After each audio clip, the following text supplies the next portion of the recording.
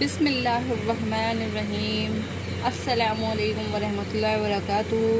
आज हम fourth vlog के साथ नए सबक के साथ आपके पास नया व्लॉग लेकर आए हैं, जिसमें हम 4 सवालात के बारे में बात करेंगे। जिसमें सबसे पहला सवाल है, बंदों पर अल्लाह ताला का हक क्या है, हमें अल्लाह ताला ने क्यों पैदा किया है। सेकंड में हम बात करेंगे अल्लाह इबादत किसे कहते हैं। थर्ड में हम बात करेंगे अल्लाह की इबादत किस तरह करें। फोर्थ में हम बात करेंगे इबादत के अंदर एहसान किसे कहते हैं। और 5 में हम बात करेंगे क्या हमें अल्लाह की इबादत खौफ और लालच के साथ करनी चाहिए। चलिए तो शुरू करते हैं पहले सवालात के साथ। अल्लाह ने हमें क्यों पैदा किया। अल्लाह ने हमें इसलिए पैदा किया ताकि हम उसकी इबादत करें। जैसे सूरह ज़ारियात आयत नंबर 56 में अल्लाह ताला फरमाते हैं, मैं खलक़तुल जिन्ना वल इंसा इल्ला लियअबुदून, मैंने जिन्नों और इंसानों को सिर्फ अपनी इबादत के लिए पैदा किया। जैसे आप सल्लल्लाहु अलैहि वसल्लम ने फरमाया, बंदों पर अल्लाह ताला का हक़ ये है कि बंदा अल्लाह ताला की इबादत करे, इसके साथ किसी को शरीक ना करें। जैसे कि मैंने पहले सवालात में आपको समझा दिया है कि अल्लाह ताला ने हमें क्यों पैदा किया है। अब हम दूसरे सवाल की तरफ चलते हैं। इबादत किसे कहते हैं। इबादत उन तमाम बातों और कामों को कहते हैं जो अल्लाह ताला पसंद करता है। जैसे कि नमाज है, मसलन नमाज है, ज़बिया है, सदका है, दुआ है, ये सब अल्लाह ताला के कामों में आती हैं जो अल्लाह ताला पसंद करते हैं। जैसे कि कलाम पाक में सूरह अनाम की आयत नंबर 156 में अल्लाह ताला फरमाते हैं, कुल इन्ना सलाती व नुसूकी व महय्या व ममाती लिरब्बिल आलमीन, कह दीजिए बेशक मेरी मौत, मेरी कुर्बानी, मेरी नमाज, मेरी ज़िंदगी सब रब्बुल आलमीन के लिए है। जैसे आप सल्लल्लाहु अलैहि वसल्लम ने फरमाया, अल्लाह ताला फरमाते हैं, मेरे बंदे ने मुझसे क़ुर्बत हासिल करने के लिए, मेरे करीब आने के लिए जिस चीज़ को भी ज़रिया अमल बनाया, उसमें मेरे फ़र्ज़ किए अमल से ज़्यादा कोई दूसरा ज़रिया अल्लाह ताला को पसंद नहीं। यानी अल्लाह ताला ने जिन चीज़ों को हम पर फ़र्ज़ किया है, सिर्फ उस चीज़ों पर ही हमें अल्लाह की पैरवी करनी है, अल्लाह ताला के उसूलों पर चलना है, ना कि उन चीज़ों में हमें किसी चीज़ को ऐड करना है। ये अल्लाह ताला को बिल्कुल नापसंद है। जैसे सवाल नंबर 2 में मैंने आपको तफसील के साथ मुकम्मल तरीके से समझा दिया। अब हम सवाल नंबर 3 की तरफ चलते हैं।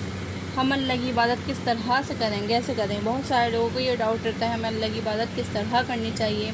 तो मैं आपको बता देती हूँ कि अल्लाह की इबादत इस तरह करनी चाहिए जैसे अल्लाह ताला ने और उसके रसूल ने हमें हुक्म दिया है। जैसे सूरह मोहम्मद आयत नंबर 23 में अल्लाह ताला फरमाते हैं, या अय्युहल्लज़ीना आमनू अतिउल्लाह व अतिउर रसूल व ला तुब्तिलू अमालकुम, ए ईमान वालों अल्लाह की इबादत इस तरह करो जैसे अल्लाह ताला ने उसको हुक्म दिया है, और उसके रसूल की इताअत करो, अपने अमाल को ज़ाया ना करो। जैसा कि आयत के ज़रिए से पता चलता है कि हम अल्लाह के उसूलों पर और आप सल्लल्लाहु अलैहि वसल्लम की पैरोकारों पर पैरवी करेंगे तो हम अपने अमाल को ज़ाया नहीं कर सकते। तो इसलिए हमें आप सल्लल्लाहु अलैहि वसल्लम की पैरवी करनी चाहिए, अपने अमाल को उनके ज़रिए से बचाना चाहिए। जैसे कि तीसरे सवाल में मैंने आपको अच्छी तरह से समझा दिया है। अब हम चौथे सवाल की तरफ चलते हैं। इबादत के अंदर एहसान किसे कहते हैं। इबादत के अंदर एहसान कहते हैं अल्लाह ताला का मुराक़िबा करना, यानी इस तरह से इबादत करना कि हम अल्लाह ताला को दिल की आंखों से देख रहे हों। यानी हमारी इबादत का इतना लेवल होना चाहिए कि हम उसको अपने दिल की आंखों से देख रहे हों। आयत के ज़रिए से मैं आपको समझाती हूँ। अल्लाह ताला का इरशाद है, सूरह शूरा आयत नंबर 218-19 में अल्लाह ताला फरमाते हैं, अल्लज़ी यराका हीना तक़ूम व तुल्लुका साजिदीन, अल्लाह वो है जो तुम्हें उस वक्त देखता है जब तुम उसके सामने खड़े होते हो। यानी नमाज के लिए जब हम उसके सामने खड़े होते हैं, हमें अल्लाह ताला उस वक्त भी देखता है, और अल्लाह ताला हमें उस वक्त भी देखता है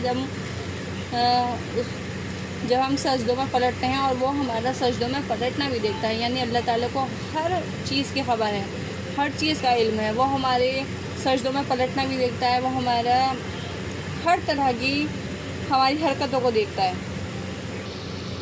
यानी अल्लाह ताला अपनी बंदों से बाखबर नहीं है, उसको हर चीज़ की खबर है, उसको अपने बंदों की हर चीज़ का इल्म है। अब हम इस सवाल के बारे में आपको समझा चुके हैं। अब 5वें सवाल की तरफ चलते हैं। क्या हम अल्लाह की इबादत खौफ और लालच की वजह से कर रहे हैं, साथ कर रहे हैं। हमें अल्लाह की इबादत खौफ और उम्मीद के साथ करनी चाहिए, जैसे उसका करने का हक़ है।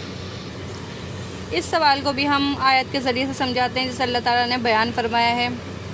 اللہ تعالیٰ کا ارشاد ہے یدعون ربهم خوفا وطمعا، سورہ سجدہ آیت نمبر 16 میں اللہ تعالیٰ کا ارشاد ہے وہ لوگ اپنے رب کو خوف اور طمع کے ساتھ پکارتے ہیں، یعنی جیسے کچھ لوگ مومن ہیں جو اپنے رب کو خوف اور طمع کے ساتھ پکارتے ہیں، جیسے اللہ تعالیٰ کو پکارنا چاہیے امید کے ساتھ، جذبے کے ساتھ، حوصلے کے ساتھ، اعتماد کے ساتھ، امید کے ساتھ، ایسے ہی اللہ تعالیٰ کو پکارنے کا حق ہے۔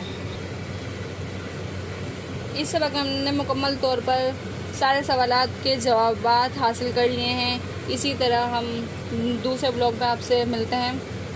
میری ویڈیو کو سبسکرائب کرنا نہ بھولیے گا، لائکس کیجیے گا، کمنٹس کیجیے گا اور زیادہ سے زیادہ شیئر کیجیے گا۔ جزاک اللہ خیر۔ السلام علیکم ورحمۃ اللہ وبرکاتہ۔